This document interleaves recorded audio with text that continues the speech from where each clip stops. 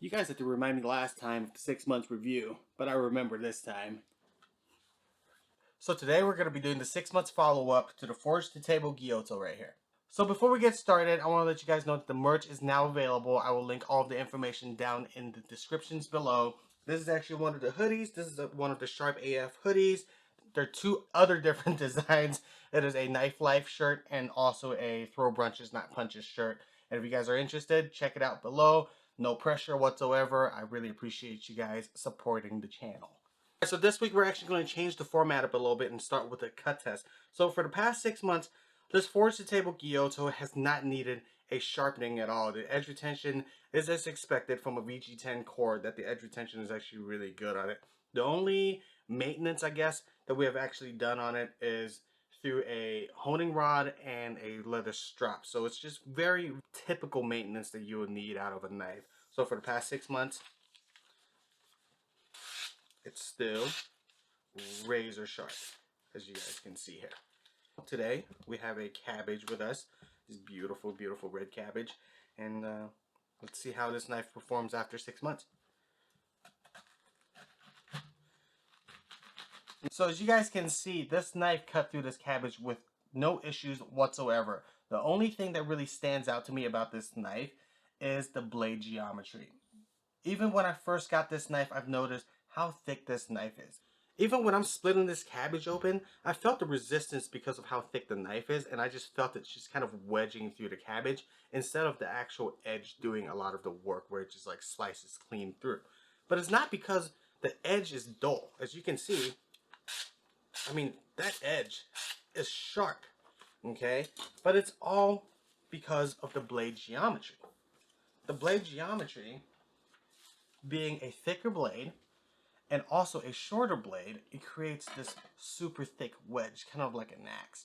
So whenever you're cutting through an object, especially an object that's a little harder, like carrots, sweet potatoes and things like that, it really just splits it open instead of cutting it open, if that makes sense to you.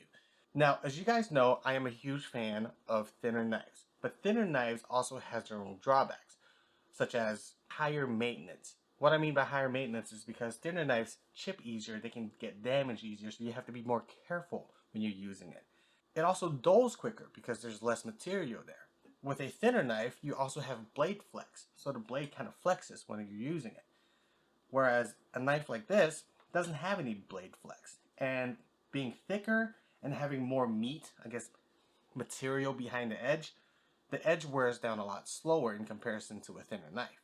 So another thing that I noticed that I really like about this knife is actually the nickel cladding. The nickel cladding makes it very low maintenance.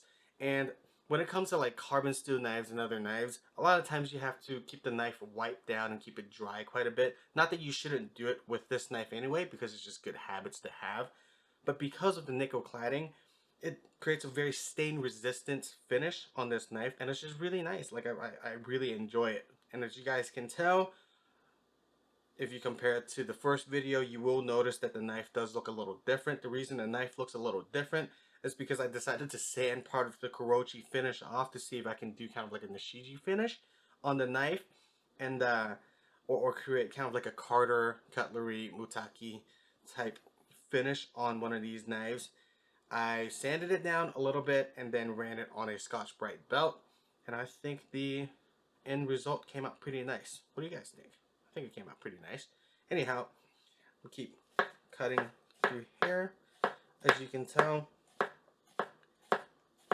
it's not that it wedges through every object.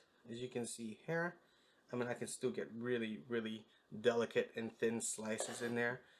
But when you're trying to ensure you have very delicate things that you need to cut and do very delicate work, you just tend to go for a thinner knife. But as you can see, even though this knife is a little bit thicker, it still performs really well. The next thing that I do want to talk about is actually the blade height. Now, as you guys know, I love a taller knife. Why? Because it's a personal preference thing. The reason I like a taller knife is because it actually puts your wrist at a more neutral position when it's a little higher off of the table, and it creates a little less fatigue. And for you professional chefs out there, when you're working the line and you're cutting and prepping for 8 hours, 10 hours, 12 hours a day, that little bit of fatigue adds up to quite a bit. So that's why I like a taller blade. It's not that because there's any kind of knuckle clearance issue. The only issue that I will have is my pinch grip. Okay, my pinch grip, as you can see, my finger is touching the edge of the knife. Okay, but it's a very easy fix. Just alter your grip a little bit, bend my finger down or bend my finger back, and we're fine. Okay. Now, despite this knife not having all the specs that I normally look for in a knife, a thin blade, a taller blade, and blah, blah, blah, blah, blah, blah, in the past 6 months, I still find myself reaching for this knife very often. And why is that? It's because the knife is very enjoyable and very dependable. What I mean by enjoyable is that this knife is very well balanced, as you guys can see here, very well balanced.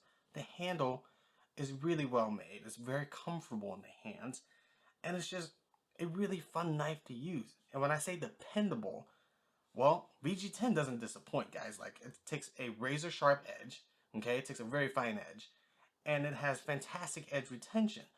Like I said, for the past 6 months, I haven't had to sharpen this knife. This knife is freaking solid. It's a very well-built knife. Also, when I say dependable and enjoyable, it's because I don't have to tiptoe around, cutting things compared to a thinner knife.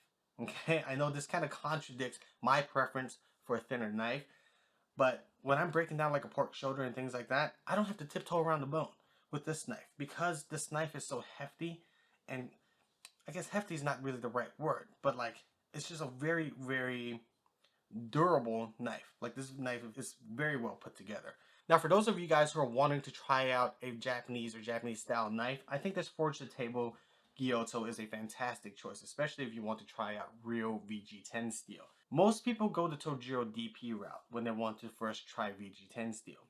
But if that's not for you and it's not your cup of tea because you don't want a Western style handle and you want something a little bit more traditional like this Y handle right here, something that has a little bit more characteristic like this Kurochi finish and things like that, I think this Forge to Table is a fantastic starter.